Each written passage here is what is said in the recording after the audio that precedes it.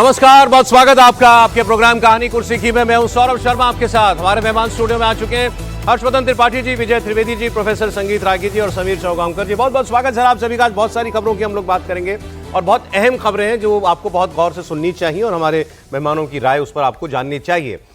बिहार में एसआईआर के बाद बंगाल में एसआईआर हो रहा है, देश भर में एसआईआर हो रहा है और आप देख रहे हैं इस पर कितना घमासान छिड़ा हुआ है। ममता बनर्जी कह रही हैं यहाँ लोगों की जानें जा रही हैं और आप 3 महीने का काम 3 साल में करा रहे हैं, उसको बंद कीजिए तुरंत एसआईआर को। उन्होंने मुख्य चुनाव आयोग को चिट्ठी लिखी है। राहुल गांधी एसआईआर के खिलाफ रामलीला मैदान में रैली करेंगे।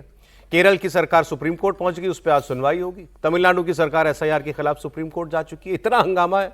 तेजस्वी यादव ने कहा था हम चुनाव बॉयकॉट कर देंगे, किया नहीं। अखिलेश यादव कह रहे हैं कि बिहार में एसआईआर के बाद अब उत्तर प्रदेश में हम ये धांधली नहीं होने देंगे, लोगों ने अब इसमें जो इनकी स्कीम है वो पकड़ ली है। तो आज ये सारे के सारे नेता जितने भी हैं, राहुल गांधी, अखिलेश यादव, तेजस्वी यादव, स्टालिन, इनके अलावा ममता बनर्जी और लेफ्ट के नेता, अब जो हम अगले 15 मिनट आपको दिखाएंगे, कृपया करके इसको देखें। अर्जेंट अटेंशन वाला आज ये कार्यक्रम है, आप सभी से भी कह रहा हूं। बड़ी संख्या में बंगाल में एसआईआर की शुरुआत के बाद आप 2 दिन से इंडिया टीवी पर खबर देख रहे हैं कि खुद बांग्लादेशी जो अवैध रूप से आए यहां पर घुसपैठिए, वो बंगाल छोड़कर बांग्लादेश जाना चाहते हैं और बंगाल बॉर्डर पर बड़ी संख्या में वो लोग जा रहे हैं और वहां पर बैठे हुए हैं। बंगाल समेत 9 राज्य, 3 केंद्र शासित प्रदेशों में वोटर लिस्ट की जांच का यह गहन पुनरीक्षण कार्य मतलब एसआईआर चल रहा है। 4 दिसंबर तक बीएलओ को वोटरों का वेरिफिकेशन कर देना है और इसके बाद 9 दिसंबर को पहला ड्राफ्ट जारी हो जाएगा। और एसआईआर के इस डर से बड़ी तादाद में सिर्फ बांग्लादेशी नहीं बल्कि रोहिंग्या घुसपैठिए भी पश्चिम बंगाल छोड़ करके वापस जाना चाहते हैं। ऐसे लोग जो 20 साल से बंगाल में रह रहे हैं और आज कैमरे पर कह रहे हैं कि हम तो बांग्लादेशी हैं, हमको जाने दो। फर्जी डॉक्यूमेंट बनवाए इन्होंने, लेकिन अब जब डॉक्यूमेंट की गहन जांच होगी तो इनको अपनी गिरफ्तारी का डर है, इसलिए ये वापस चले जाना चाहते हैं। इसमें किस किस कैटेगरी के लोग हैं आप ये जानेंगे तो हैरान रह जाएंगे। एक आदमी जो कहता है कि मैं यहां आया, मैंने वोटर कार्ड बनवाया, मैंने पंचायत चुनाव में वोट डाला, मैं तो विधानसभा में भी वोट डालने वाला था लेकिन मुझे नौकरी से छुट्टी नहीं मिली। जैसे वो भारत में किसी राज्य में सरकारी नौकरी कर रहा हो। बांग्लादेशी आदमी बोल रहा है ये। एक महिला कह रही है कि मेरे पास यहां का आधार कार्ड भी है, मैंने पंचायत चुनाव में वोट भी डाला है, मेरे पास बांग्लादेश का नेशनल आई कार्ड भी है।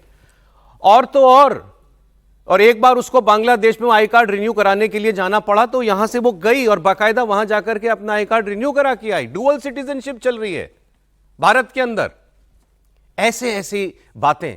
कोई तमिलनाडु में नौकरी कर रहा था, तमिलनाडु में भी एसआईआर, स्टालिन साहब के लिए तमिलनाडु में एसआईआर जब शुरू हुआ है अभी, तो वहां पर जो जिन फैक्ट्रियों में लोग काम करते हैं, जहां पर कई जगह लोगों को क्योंकि पहचान में आ जाता है भाई ये तमिलनाडु का नहीं है, ये तो मतलब बंगाली भाषा से पहचान में आ रहा होगा, तो उन्होंने किसी से मांग लिया तुम अपना भाई आई कार्ड हमको दिखा देना। वो नौकरी छोड़ के आ गया और नौकरी छोड़ के इस वक्त बंगाल और बांग्लादेश के बॉर्डर पर बैठा हुआ है वापस जाने के लिए और खुद बता रहा है कि मैं तमिलनाडु में नौकरी कर रहा था, मुझसे जब उन्होंने आधार कार्ड मांगा तो मेरे पास नहीं था, इसलिए मैं वापस अपने देश जाना चाहता हूं। यह इस देश के अंदर न जाने कब से हो रहा है और न जाने ऐसे कितने लोग अभी हैं। तो इसलिए मैं आपको सैंपल के तौर पर, हमारे पास ऐसे दर्जनों बयान हैं, मैं आपको 4-5 ही दिखाऊंगा। हमारे संवाददाता ओंकार सरकार इस वक्त पश्चिम बंगाल से लगती हुई सीमा पर बांग्लादेश पर, वहां पर ये सैकड़ों हजारों की तादाद में ऐसे लोग बैठे हुए हैं अपना सामान लेकर के, उनसे बात कर रहे हैं लगातार। आप सुनिए पहले। एसआईआर का असर अब बंगाल में देखना शुरू हुआ है। एसआईआर में के वजह से जैसे कि देखा जा रहा है, इल्लीगल बांग्लादेशी जो भारत में प्रवेश किए थे कुछ साल पहले, वो अब वापस अपने देश बांग्लादेश जा रहे हैं। उन्हीं में से एक है अनवारा बीबी। उनके पास जो डॉक्यूमेंट है वो भारतीय डॉक्यूमेंट है, यानी कि उनके पास भारतीय आधार कार्ड भी वो बना चुकी है। लेकिन कैसे बनाए ये आधार कार्ड, इसके बारे में उनका कहना है कि कुछ लोग उनके घर पे आए थे और घर पे आके उनको ये डॉक्यूमेंट प्रोवाइड किया गया और ये है भारतीय आधार कार्ड। और इसके साथ साथ उन बांग्लादेश के जो नागरिकता के लिए यानी कि सिटीजनशिप के लिए जो प्रमाण पत्र है वो भी उनके पास है। और उनका डेट जब आप देखेंगे, उनका डेट यहाँ पर मेंशन किया हुआ है 16/10/2025, यानी कि रिसेंटली उन्होंने अपना बांग्लादेश में अपना परिचय पत्र भी बनाए थे। यानी कि डुअल यहाँ पर डॉक्यूमेंट देखने को मिल रहा है, यानी कि इस देश में रह के आधार कार्ड तक बना चुके थे ये बांग्लादेशी। 16/10 को उस महिला ने बांग्लादेश का आई कार्ड रिन्यू कराया है। कैसे रिन्यू कराया? बांग्लादेश जाके रिन्यू कराया होगा, मान लीजिए ऑनलाइन भी कराया होगा, यहां का आधार कार्ड भी रखे हुए हैं, वो डुअल सिटीजनशिप लेके बैठी हुई हैं। और हमारे देश के नेता क्या कहते हैं, बड़ी बेशर्मी से कहते हैं कि ये तो स्क्रिप्टेड है, इन लोगों से बुलवाया जा रहा है। किसको मालूम कि ये जो कागजात दिखा रहे हैं कि ये असली हैं कि नकली हैं? ऐसा बयान है मेरे पास, वो भी दिखाऊंगा आपको। एक और सैंपल देख लीजिए। बांग्लादेश की जिस महिला के पास से भारत का आधार कार्ड और बांग्लादेश की नागरिकता का प्रमाण पत्र मिला, इनका नाम है अनवरा बीबी। अब हमारे सहयोगी ओंकार सरकार ने इनसे इसके बारे में बात की तो उन्होंने बताया कि 8 साल पहले वो बांग्लादेश से भारत आई थी, यहां पर उनका फर्जी आधार कार्ड बन गया, अब पकड़े जाने का डर है तो भाई वापस जाना चाह रही हूं।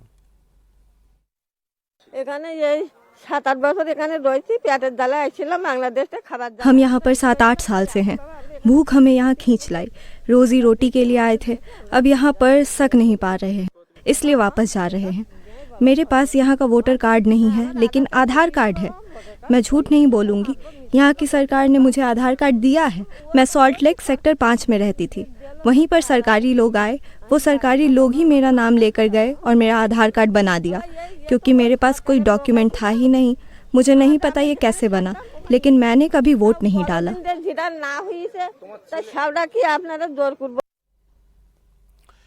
इन्होंने कहा सरकारी लोग मेरे घर आए, मेरे से मेरा नाम वाम पूछा, पता वता पूछा और मेरा आधार कार्ड बनवा के मेरे घर पे देके चले गए।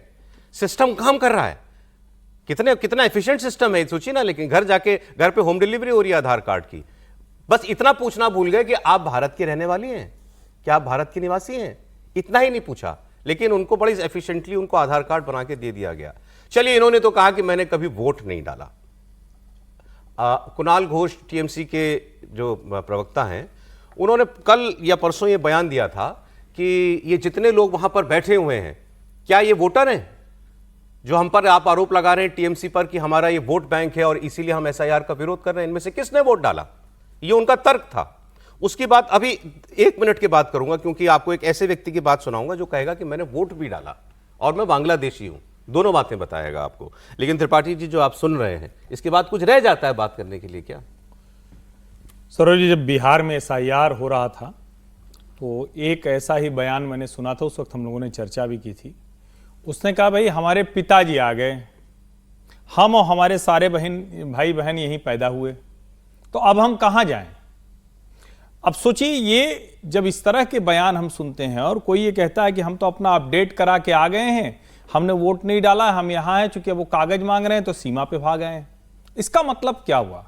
इसका मतलब हुआ कि इस देश के नेताओं, जनप्रतिनिधियों ने we the people of India, हम भारत के लोगों के साथ धोखेबाजी की है, बेईमानी की है। छोटे छोटे अपने निहित क्षुद्र जो स्वार्थ होते हैं, उनकी वजह से उन्होंने घुसपैठियों को भारत का नागरिक बनते हुए देखा, आंख मूंदे रहे। बंगाल में जो सरकार है, अब तो यह भी लगता है, ऐसा लगता है कि वो शायद उसमें सहायक भी होते रहे। और अगर ऐसा हो गया तो किसी सीमा के दुश्मन की आवश्यकता क्या है? आप विरोधी से लड़ते हैं, आप उनसे लड़ते हैं कि सीमा सुरक्षित रहे। जब सीमा आपकी खुल गई, जो दुश्मन देश की स्थिति में है वो आपका नागरिक हो गया, तो फिर आप क्या करेंगे? फिर तो आप एक तरह से कहें कि आंतरिक सुरक्षा को आपने थाली में परोसकर दुश्मनों के हाथ में दे दिया। मैं ये नहीं कह रहा हूं कि ये सारे लोग सब बड़े बदमाश लोग हैं, सारे हो सकता है भूख की वजह से आए होंगे, गलत वजहों से आए होंगे, सही वजहों से आए होंगे, सब मिला लें। लेकिन क्या ये भारत की आंतरिक सुरक्षा के लिए खतरा नहीं है? और इतने लोग तो वो हैं जो थोड़ा डर गए, हाँ, जिनके पास कागज नहीं था। असल बात ये जो शातिर होंगे वो तो बैठा होगा ना सॉल्ट लेक से, वो हिलेगा नहीं। वो तो हो सकता है फ्लैट खरीद लिया, उसके पास सारे कागज हो गए हों, उसको क्या दिक्कत होगी? वो कहेगा भैया हमारा तो सब दुरुस्त है, हम तो यहीं के लोग हैं। अब आप फर्क करके बताइए, तब फिर लोग कहेंगे अमित शाह क्यों नहीं सारे घुसपैठियों को खोजकर बाहर निकाल देते। इंदिरा जी ने जो कहा था, गलत कहा था क्या कि असम में यह समस्या हो गई, हमको सूझ नहीं रहा है कि इसका क्या इलाज होगा? सिर्फ सॉल्ट लेक की बात नहीं त्रिपाठी जी, आपने जो रेफरेंस दिया ना, सुनिए, अगला बयान सुनिएगा आप। हैरान करने वाली बात है। ये हकीमपुर का बॉर्डर है। ओंकार सरकार हमारे साथी यहां पर लोगों से बात कर रहे थे। अब उन्हें एक ऐसा व्यक्ति मिला जो तमिलनाडु में काम करता था। एसआईआर तमिलनाडु में भी चल रहा है, तमिलनाडु में काम कर रहे इन बांग्लादेशियों से इनके कागज पूछ लिए गए तो भागकर ये बांग्लादेश आ गए। ऐसा एक व्यक्ति, इनका नाम है मोहम्मद सोहाग। ये व्यक्ति 3 साल पहले बिना पोल से बॉर्डर क्रॉस करके बंगाल में घुसा था। 3 साल भी इंपॉर्टेंट है, रिसेंट घुसपैठ है। अब ये मोहम्मद सोहाग बांग्लादेश के बारिशा का रहने वाला है और ये बता रहा है कि तमिलनाडु में बहुत सारे बांग्लादेश के लोग काम करते हैं घुसपैठिए। और मैं उन्हीं लोगों से मुझे पता चला, मैं तो बांग्लादेश में रहता था, उन्होंने कहा तमिलनाडु आ जाओ, यहां बड़ी बढ़िया काम होता है, नौकरी मिल जाएगी तुमको। मैं उनके कहने पे आ गया, कोलकाता पहुंचा, कोलकाता से ट्रेन पकड़ी, ट्रेन पकड़ के सीधा चेन्नई चला गया।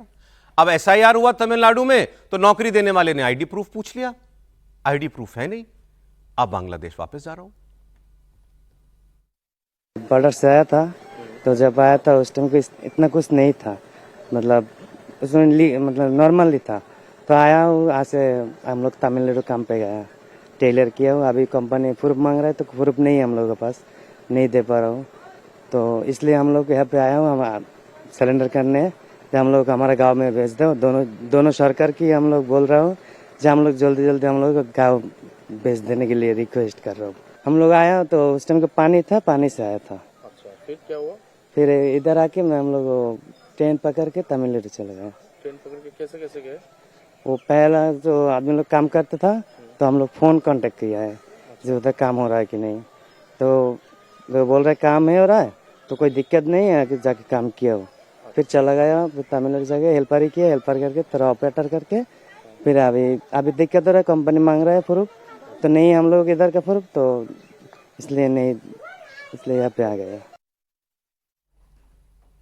3 साल पहले आया था, पानी से आया था, यहां से ट्रेन पकड़ा, ट्रेन से मैं चेन्नई गया, वहां मुझसे कागज मांग लिया, मेरे पास प्रूफ था नहीं, तो अब मैं वापस जा रहा हूं। और बड़े ईमानदारी से वो आदमी बता रहा है कि ऐसा है। ये सब कुछ क्या प्रूफ करता है? एक तो कि ये रैकेट बन गई, कितने बड़े बड़े रैकेट काम कर रहे होंगे। जैसे इस आदमी ने बताया कि मुझे बताया गया कि तुम यहां आ सकते हो बांग्लादेश से, तो कोई वाया किसी के थ्रू ये ऐसे रैकेट बांग्लादेश में भी काम कर रहे हैं, भारत में भी काम कर रहे हैं। उन्होंने इनकी मदद की, इसने कुछ पैसा दिया होगा, यहां पहुंच गया ये, और पूरे देश, ये तमिलनाडु हिंदुस्तान के दूसरे कोने तक पहुंचा हुआ है आदमी। तो कहां कहां नहीं होंगे हिंदुस्तान में सारे लोग? समीर जी। निश्चित रूप से। और बंगाल का अगर आप देखेंगे सौरभ जी, 294 असेंबली सीट्स है, और जब पिछला 2021 का जब विधानसभा चुनाव हुआ था तो उसके बाद एक स्टेटस आया था, ममता बनर्जी ने जो सीटें जीती थी, तो ये आया था कि भाई 78 सीट ममता बनर्जी ने ऐसे क्षेत्र में जीती है जहां वोटिंग के लिए बहुत मुश्किल है, और वहां 85, 88, 89% वोटिंग हुई है। अगर बंगाल की बात करें तो 82, 83% बंगाल के अंदर वोटिंग हो रही है। तो ये वोटिंग कौन कर रहा है? और ममता बनर्जी के ज्यादातर जो विधायक जो जीते हैं 70 के करीब, वो ऐसे क्षेत्रों में जीते हैं जहां सबसे ज्यादा घुसपैठिए लोग डेढ़ डाल के बैठे आया था कि जो बॉर्डर के राज्य हैं वहां आधार कार्ड बनाने में या वोटर कार्ड बनाने में 40% का इजाफा, 40% हुआ। 78 सीट्स 2021 का अगर विधानसभा चुनाव जीते तो 2011 सीटें जो ममता बनर्जी ने जीती थी, उसमें से 78 सीटें ऐसे क्षेत्रों में जीती है जहां घुसपैठों की संख्या बहुत ज्यादा है, जो बांग्लादेश से घुसपैठ होकर आए, जिन्होंने अपना आधार कार्ड बना लिया, जिन्होंने अपना राशन कार्ड बना लिया, जिन्होंने अपना वोटर कार्ड बना लिया, और 85, 86% वोटिंग वहां पर हो रही है ममता बनर्जी के पक्ष में, और ममता बनर्जी के विधायक पार्षद चुनाव जीत रहे हैं। तो चुनाव आयोग अब जब इसकी सफाई कर रहा है, मुझे तो लग रहा था कि ममता बनर्जी चुनाव आयोग को धन्यवाद का पत्र लिखेगी कि बिहार में आपने इतने कम समय में इतने अच्छे से एसआईआर की प्रक्रिया को किया और इतना बेहतर चुनाव किया कि एक भी पोलिंग बूथ पर दोबारा वोटिंग बिहार में नहीं हुई है। तो बंगाल में आपने जो एसआईआर की प्रक्रिया शुरू की है उसके लिए राज्य सरकार का पूरा सहयोग और हमारी पार्टी का पूरा सहयोग रहेगा। तो यहां तो उल्टी गंगा बहा रही है ममता बनर्जी। ज्ञानेश कुमार जी को चिट्ठी लिखती है कि यह प्रक्रिया पूरी पारदर्शी नहीं है, व्यवस्थित तरीके से आप कर नहीं रही है, लोकतंत्र इसमें खतरे में आ रहा है। सुप्रीम कोर्ट तो वॉच कर रहा है ना। और बिहार चुनाव में जब ऐसा हुआ तो सुप्रीम कोर्ट ने कहा था हम सब ध्यान रख रहे हैं, जरा भी हमें गड़बड़ी लगेगी हम इस पूरी प्रक्रिया को रोक देंगे। नहीं, वो ये नहीं कह रही है एसआईआर मत कराइए, वो कह रही हैं कि आप 3 साल का काम 3 महीने में करा रहे हैं। मतलब वो चाह रहे हैं कि मेरा चुनाव हो जाए उसके बाद कराइए। वो ये चाहते हैं कि बस वोटिंग हो जाए मेरी एक बार। हाँ। और जब बिहार में करके दिखा दिया चुनाव आयोग ने कि 90 दिन के अंदर इतने शानदार तरीके से चुनाव आयोग ने एसआईआर की प्रक्रिया को अंजाम दिया, तो बिहार बंगाल के लिए तो भी पूरा समय है, कोई जल्दी नहीं है। सर सवाल पूछने वाले केंद्र की सरकार से भी सवाल पूछ रहे हैं, पूछने चाहिए। जैसे ये आदमी कह रहा है मैं 3 साल पहले आया, मतलब घुसपैठ अभी भी हो रही है, क्यों नहीं रुक रही? इस पर केंद्र सरकार जवाब दे, गृह मंत्रालय भी जवाब दे। लेकिन जो एसआईआर का विरोध हो रहा है, कम से कम उसके वो तो उसका सच तो सामने आना चाहिए ना। क्यों? जब ये सबूत नहीं है तो फिर उसका विरोध क्यों? नहीं, ये सबूत हो नहीं हो, एसआईआर का इससे कनेक्ट नहीं है ना। एसआईआर तो होनी ही चाहिए, इस पर हम लोग लगातार बात करते रहे हैं। बिहार में भी हो गई एसआईआर, यहाँ भी हो जाए, सारे राज्यों में हो जाए और बेहतर तरीके से हो जाए। इसको इसके साथ मत जोड़िए। चलिए मैं आगे की बात करता हूँ, एनआरसी क्यों ना हो फिर? हाँ, एनआरसी, हम तो इस पर कह ही रहे थे पहले कि एनआरसी हो ना, एसआईआर के बाद एनआरसी हो जाए तो सारा झंझट ही खत्म हो जाएगा। लेकिन करना किसको है एनआरसी, ये बताइए। और ये घुसपैठ हो रही है, आपने कहा 3 साल पहले हुआ, 3 साल पहले किसकी सरकार है, कौन देख रहा है? 8 साल पहले वाली वो अनवरा बीबी हैं, वो आई हैं और वो अभी फिर गई होंगी, या ऑनलाइन क्या होगा, जैसे भी उन्होंने अपना वहाँ का बांग्लादेश का नागरिकता का रिन्यू करवाया है, अपडेट करवाया है। तो इसका मतलब क्या है? इसका मतलब आप ये कहें कि नहीं बॉर्डर पर तो रोका ही नहीं जा सकता। तो बॉर्डर पर नहीं रोकेंगे तो फिर क्या, जब आने वाले को नहीं रोकेंगे तो कैसे करेंगे? और तमिलनाडु से एक बात मैं बताऊँ आपको कि तमिलनाडु का इश्यू नहीं है ये, उनको घुसपैठियों को समझ में आता है कि जो बॉर्डरिंग स्टेट्स है वहाँ पे ज़्यादा धरपकड़ रहती है, पुलिस भी वहाँ पकड़ती है। तमिलनाडु पहुँच जाएगा तो आदमी को नहीं लगेगा ना कि ये घुसपैठिया वहाँ पर, मतलब पुलिस कर भी रही होगी, तो वो इसलिए जितना जल्दी हो वहाँ से मूव करते हैं। नहीं सर, घुसपैठी में आपको एक घुसपैठी वहां ज्यादा जाते हैं जहां पता होता है कि बीजेपी की सरकार नहीं है, घूम फिर के वहीं जाएंगे जहां बीजेपी की सरकार नहीं है। मालूम है यार, राज्य सरकार का प्रोडक्शन मिलेगा, दूर है, आप राज्य देखिए ना, वहीं जाते हैं जहाँ बीजेपी की सरकार। एक बार सर की मैं उस पर बात कर लें, आपने कहा करना किसको है? सर एसआईआर पे तो ये हंगामा मचा है देश में, तो एसआईआर पर रुक गई क्या सरकार? एनआरसी पे तो आग ही लगा दी थी। नहीं, तो एसआईआर पर रुक गई क्या सरकार? आप भी ऐसी बातें करते हैं। जब एसआईआर पे नहीं रुके तो एनआरसी पे भी मत रुकिए और उसका हिसाब तो लगाइए ना। सीधे सवाल कीजिए, असम में क्या हुआ? असम में तो आपने एनआरसी भी कर ली, उस पर क्या किया आपने? क्या एक्शन हुआ कोई?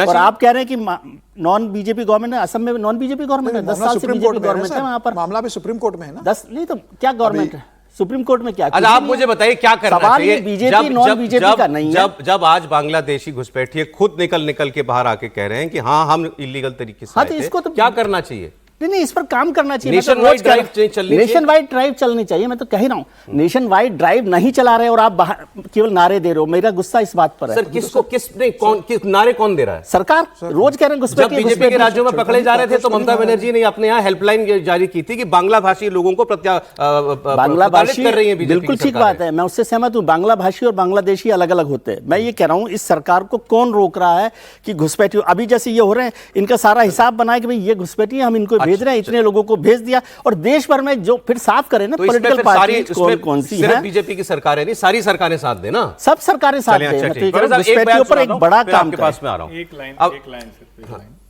बिल्कुल ठीक बात विजय जी कह रहे हैं, लेकिन एक तरफ दिख रहा है कि केंद्र सरकार और भाजपा की जहां भी सरकारें हैं वो आधा तीहा सही, जितना कह रहे हैं जितना हुआ तो और क्यों नहीं हुआ, वो सब करती दिखती हैं। फिर जब सीए आता है, दिल्ली में दंगा हो जाता है, तो बड़ा वर्ग कहता है, विजय जी नहीं उसमें शामिल थे, लेकिन बड़ा वर्ग कहता है इतना भी आप भावनाओं का सम्मान नहीं कर सकते। क्यों आप ऐसा काम कर रहे हैं कि मुसलमानों को भय लगने लगे, अफवाह फैलने लगे, आप एनआरसी करेंगे, इस तरह करके देश में अराजकता फैला रहे हैं।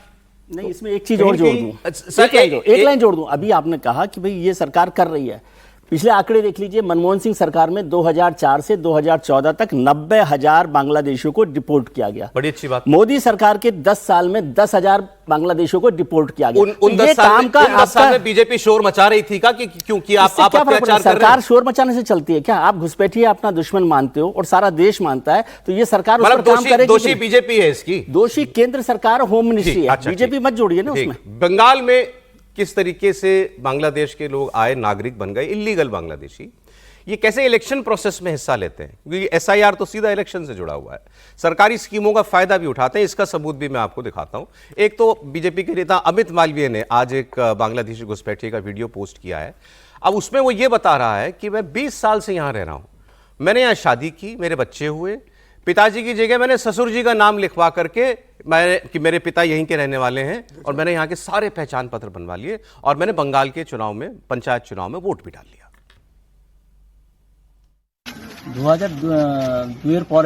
2003 में वोटर कार्ड बनवाया था। मुझे किडनैप करके भारत लाया गया था। जब मैं भारत आया तो बहुत छोटा था, मुझे याद नहीं है, शायद 35 साल गुजर गए हैं। पहले हावड़ा के तोपसिया में रहता था, फिर आमाता और चरपुर में रहा। अब शादी करके मैं श्रीरामपुर के कुलगाछी में रहता हूँ। वोटर और आधार कार्ड मैंने अपने ससुर के नाम पर ही बनवाया है। मुझे SIR का फॉर्म मिला है, मैंने उसमें पिता की जगह ससुर का नाम डालकर उसे भरा है। अब क्या होगा मुझे पता नहीं। अब मेरी शादी हो गई है, इसलिए अगर मैं वापस गया तो मेरे परिवार का क्या होगा। फैमिली में 2 बेटी है, 1 बेटा है। मेरी पत्नी का नाम 2002 की वोटर लिस्ट से है, उनको कोई दिक्कत नहीं होगी, लेकिन मुझे प्रॉब्लम हो सकती है। 2003 के पंचायत चुनाव में मैंने वोट डाला था। सर, मुझे तो कोई आश्चर्य नहीं है, आप लोगों को आश्चर्य होगा क्योंकि मैं इस पर 1998 से लिख भी रहा हूँ, रिसर्च पेपर भी लिखा, और ये बहुत दुखद स्थिति है। जैसे मैं एक बहुत पहले एक पढ़ा था, यहाँ हर कोई अपने हक का हिंदुस्तान लूटता है, तो कमोबेश सारे लोग इसके लिए जिम्मेदार हैं। आप 90 के दशक का भारतीय जनता पार्टी का एग्जीक्यूटिव जो उनका होता था, उसके सब के सब रेजोल्यूशंस देखिए, सारे रेजोल्यूशंस में बांग्लादेशी समस्या का एक जरूर महत्वपूर्ण हिस्सा होता था। जितने मैनिफेस्टो हुआ करते थे उन सभी में इन चीज़ों का जिक्र हुआ करता था। और मैं तो कह रहा हूँ, भारत के सुप्रीम कोर्ट के, और मैं अपने जिम्मेदारी पे सारी बातें आपके मंच से कह रहा हूँ, अपनी जिम्मेदारी पर, भारत की सुप्रीम कोर्ट के न्यायाधीश यदि ये देख रहे हैं कहानी कुर्सी की, तो ये गौर करके देख लें। यदि नहीं देख रहे हैं तो उनको सुनाने वाला कोई उनको जाकर के ये वीडियो जरूर दिखाए कि किस प्रकार से भारत के अंदर एक बांग्लादेश पनप रहा है, किस प्रकार से भारत के अंदर एक पाकिस्तान पनप रहा है। और सुप्रीम कोर्ट ने इसको कॉग्निजेंस लिया था। जब IMDT एक्ट को खत्म किया था तो सुप्रीम कोर्ट ने यही कांग्रेस पर टिप्पणी की थी, और इस टिप्पणी में विजय जी के प्रश्न का उत्तर भी है कि सुप्रीम कोर्ट ने टिप्पणी की थी कि IMDT एक्ट आपने लाया था, कांग्रेस पार्टी ने लाया था, ऐसे में तो बांग्लादेशियों को हटाने में 300 साल लग जाएंगे, बांग्लादेशी यहां से निकाले ही नहीं जा सकते हैं।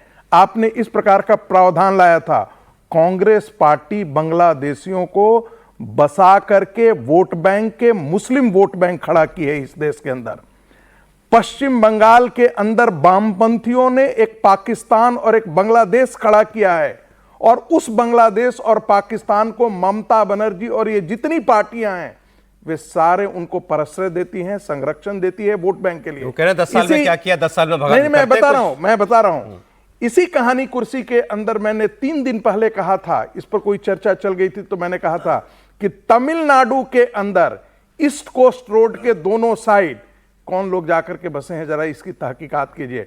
मैंने इसी कहानी कुर्सी में कहा था, जब आई थी आसाम की बात, कि लोग कहा गया कि हिंदू ज्यादा मिल गए थे वहां पे। उसका कारण था कि वहां से जो माइग्रेट किया, वहां पर शेल्टर लेने के बाद वो सारे देश के अंदर डिस्पर्स कर गए हैं। और आप अंदाजा लगाइए कि 1997 में एक इंपॉर्टेंट, एक सेकंड, हाँ, यही सवाल हुआ। अभी विजय जी ने भी इसी ओर इशारा किया था। आसाम में NRC हुआ तो वहां ज्यादा हिंदू बांग्लादेशी मिले, फिर उसके बाद कोई एक्शन नहीं हुआ। तो आप कह रहे हैं कि मुसलमान ही ज्यादा पाए जाते हैं, लेकिन वो बाकी पूरे भारत में फैल गए, डिस्पर्स कर गए हैं। आप सोचिए ना कि जब महाराष्ट्र के अंदर, जब उस समय अटल बिहारी वाजपेयी की सरकार थी और उस समय उनको बाहर भेजा जा रहा था, तो उसका विरोध करने के लिए कौन आए? चंद्रबाबू नायडू आ गए थे विरोध करने के लिए। ठीक है, कौन आ गए थे? अभी आप सर ने भी कहा कि प्रॉब्लम क्या है, फिर करे केंद्र करे। अब आप जिस राज्य में ये हो रहा है और जिस राज्य से निकल कर भागने की कोशिश कर रहे हैं, उस राज्य में जिसकी सरकार है, उसकी पार्टी के, जोड़ देना चाहता हूं, सुप्रीम कोर्ट ने जो ये कहा SIR पर कि आप आधार को भी कीजिए जी, मैं फिर कहता हूं कि आधार से बड़ा कोई घपला नहीं है। आधार तो दिखा रहे हैं ये लोग, चीज को आधार दिखा रहे हैं, ये हमारे पास है, लेना चाहिए। यही कारण था कि इलेक्शन कमीशन बहुत उस पर टफ था। ये सवाल हुआ था कि ये वोटर थोड़े ही हैं। इसका मतलब है कि आप इनको संरक्षण दे रहे हैं। ये कहा TMC ने कि ये इलीगल लोग हैं, इलीगल लोग हैं, वोटर नहीं है। इलीगल लोग हैं तो बाहर करो, हमें क्यों आप तोहमत देते हैं? ये कहा जिस व्यक्ति ने ये कहा था। आज जब ये लोगों ने ये बता दिया कि ये हमारे पास वोटर कार्ड भी है और वोट डाला भी है, तो आज उन्होंने अपनी स्क्रिप्ट बदल के ये कहा ये सब स्क्रिप्टेड है। सुनाई कुणाल घोष की बात। वो जेन्युइनली बोल रहे हैं या नहीं है, या कोई सजा के वहां पर भेज रहे हैं, ये भी तो देखना पड़ेगा। एक पॉइंट है, वो जेन्युइन है या कोई स्क्रिप्ट राइटर लिख दिया, ये देखना पड़ेगा। अभी 2-4 तस्वीर दिखा के क्या साबित करना चाहता है? अगर कोई यहाँ पर आए, बोला हम यहाँ पर रहते हैं, यहाँ का है, थोड़ा मदद कर दीजिए, तो आपको आपका क्या मालूम होगा वो क्या बांग्लादेश से आया है, वो जेन्युइन है या नहीं है, वो देखना तो बीएसएफ का काम है। अब कह रहे हैं कि ये लोग जेन्युइन है कि नहीं है, ये जो बात बोल रहे हैं सच भी बोल रहे हैं कि नहीं बोल रहे हैं? जो आदमी अपने मुंह से कह रहा है कि मैं बांग्लादेशी हूं, और जो आदमी बीएसएफ के गार्ड के पास खड़ा होकर कह रहा है कि मुझे उधर भेज दो, उस पर इनको शक हो रहा है कि अरे वो बांग्लादेशी है कि नहीं। आपको क्या मालूम, जब वो खुद बांग्लादेश जाना चाह रहा है। कुणाल घोष जी को एक लाइन कह देता हूं सर, एक लाइन में कह रहा हूं, कुणाल घोष जी को ममता बनर्जी ने जो 2008 में लोकसभा में कहा है कि घुसपैठियों के खिलाफ ये सरकार काम नहीं कर रही, उस पर बड़ा काम मजबूती से करना चाहिए, वो भी उनको थोड़ा सा सुना दीजिए ममता बनर्जी। मैं सिर्फ इतनी कहना चाहता हूं कि जो लोग घुसपैठियों के साथ खड़े हैं जी, वो इस देश के गद्दार हैं, और जिन्होंने ये कार्ड बनवाया है ये सारे, उन सब के खिलाफ भी जो अभी आपने सुना जो प्रवक्ता कार्रवाई होनी चाहिए। नेता कह रहे हैं टीएमसी के, देखिए चाहे वो पुलिस अधिकारी हो चाहे वो बीएसएफ के लोग हो। टीएमसी तो साफ दिख रहा है, चाहे वो बीएसएफ को अधिकार देने का मसला रहा हो, चाहे अलग अलग जगहों पर ऐसे लोग मिलते हैं तो उनके खिलाफ कार्रवाई का मसला रहा हो, वो साफ साफ उनके साथ खड़े दिखते हैं, क्योंकि उनको लगता है कि वो ये वोट बैंक कम से कम भारतीय जनता पार्टी के पास नहीं जाएगा और कांग्रेस और कम्युनिस्ट लड़ाई में नहीं। लेकिन एक चीज पे मेरा मतभेद हमेशा रहा है, आधार को फुल प्रूफ बनाने पर यह सरकार क्यों बात नहीं कर रही है? ये आपका ऐसा डॉक्यूमेंट आप चेक कीजिए ना, आप बुलाइए हर्षवर्धन त्रिपाठी, कहिए आपका आधार कार्ड है, इसमें आपका फिंगरप्रिंट है, आपका रेटिना है, गड़बड़ हो रही है, आपका नहीं दिख रहा है। देश के हर पहला तो वो काम हो, क्यों नहीं होगा? ठीक नहीं, दोनों काम हो, दोनों काम आधार को फुल प्रूफ बनाया जाए। इतनी आसानी से आधार क्यों बन रहा है? बिल्कुल कैसे बन जा रहा है? अगर वो बन ये भी जाए बात तो फिर होनी आप कहेंगे मत चाहिए, लीजिए। एसआईआर भी होना चाहिए, और ये देखने के बाद तो हर किसी को कहना चाहिए कि एनआरसी भी होना चाहिए।